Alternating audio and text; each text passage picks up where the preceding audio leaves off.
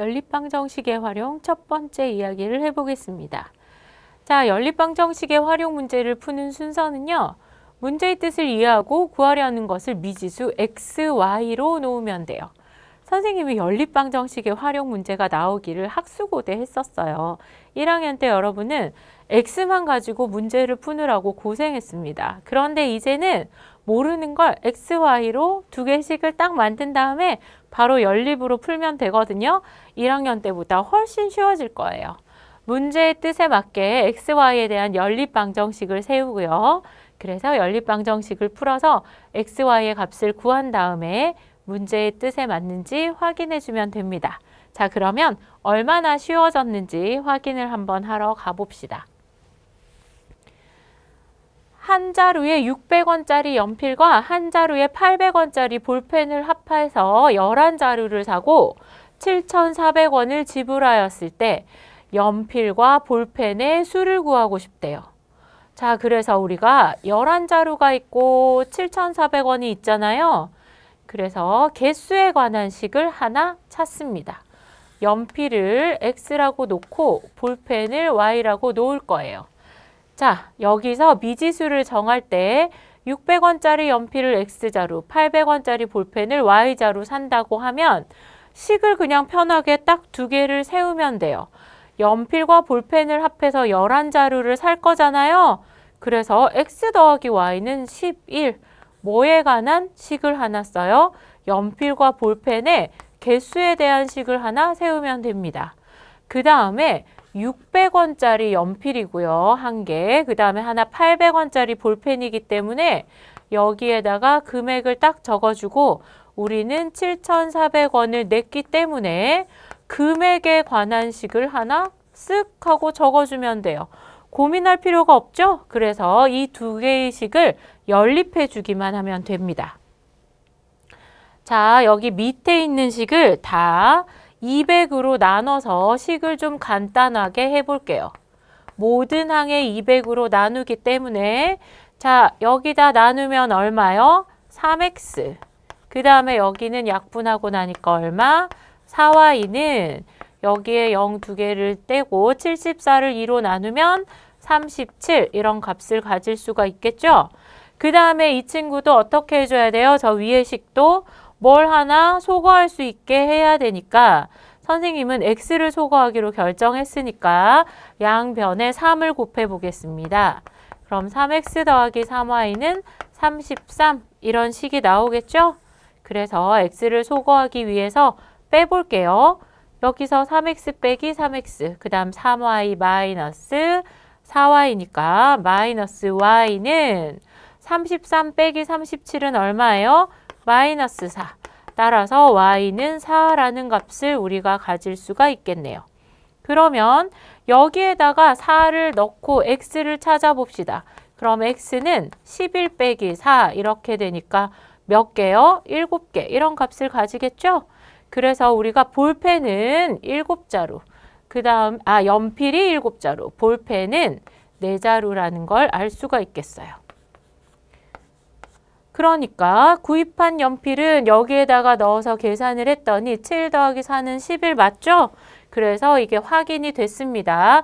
연필이 7자루, 볼펜이 4자루인 거예요. 그러면 금액은 어떻게 될까요? 여기다가 넣어서 계산을 해보면 600 곱하기 7이니까 얼마요? 4,200원에다가 그 다음에 볼펜 가격은요. 3,200원을 더해주면 얘가 얼마? 7,400원이라는 금액을 냈으니까 우리가 지불한 금액 7,400원이기 때문에 구한 해가 문제의 뜻에 맞는다는 걸 확인할 수가 있겠습니다.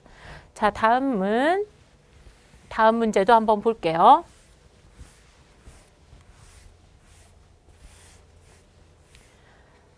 자, 우리가 조금 헷갈렸던 아버지와 딸의 나이차 문제가 드디어 나왔습니다. 그런데 얘도 굉장히 쉬워졌어요. 어떻게 하냐면요.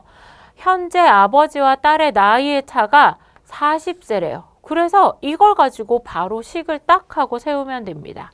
우리가 미지수를 정할 때 그냥 아버지의 나이를 x, 딸의 나이를 y라고 했기 때문에 그냥 아버지 나이에서 딸의 나이의 차 빼면 40 이런 식을 간단하게 구할 수가 있고요. 그 다음에 13년이 지난 후에는 어떻게 됐냐 물어봤으니까 아버지 나이에 13년이 지나고 나면 딸도 똑같이 어떻게 됐어요? 13년이 지나야 되니까 딸의 나이에도 더하기 13을 해주고요. 그 다음에 우리는 뭘 구하는 거예요? 방정식을 구하는 거잖아요. 그러니까 왼쪽과 오른쪽이 같아져야 된단 말이야. 그러면 딸의 나이는 적고 아버지 나이가 많은데 같아지려면 이 3배를 어디에다가 해줘야 되겠어요? 딸의 나이에다가 3배를 곱해줘야 아버지의 나이와 같아지겠죠? 그래서 우리는 식 2개를 금방 얻을 수가 있습니다. 자, 그럼 아래 식을 일단 분배 법칙을 이용해서 풀어서 한번 계산을 해볼까요? 그럼 x 더하기 13은 3y 더하기 39 이렇게 되고요. y를 넘겨서 계산하고 여기에 있는 13을 또 넘겨서 계산을 해볼게요. 그러면 39 마이너스 13이니까 이 값은 26 이렇게 되겠네요. 자, 그러면 x-y는 40이고 우리가 정리를 했으니까 x-3y는 26이라는 식 2개를 만들어서 이 두 식을 어떻게 해서 풀어주면 될까요? 연립을 해서 풀어주면 되겠습니다. 자, 누구를 소거할까요? x를 소거해 볼게요. x 빼기 x는 0이고요. 마이너스 y 마이너스 3y니까 어떻게 될까요? 얘는 얘랑 얘랑 해서 플러스 3y가 되는 거니까 2y 이런 값을 가진다는 거 이해하죠? 40 빼기 26은 얼마예요? 14입니다.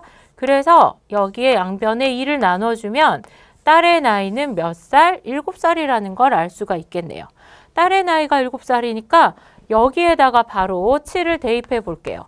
x-7이 40이면 아버지의 나이는 어떻게 되나요? 47이라는 걸 우리가 금방 알 수가 있죠? 그래서 아버지의 나이는 47세고요.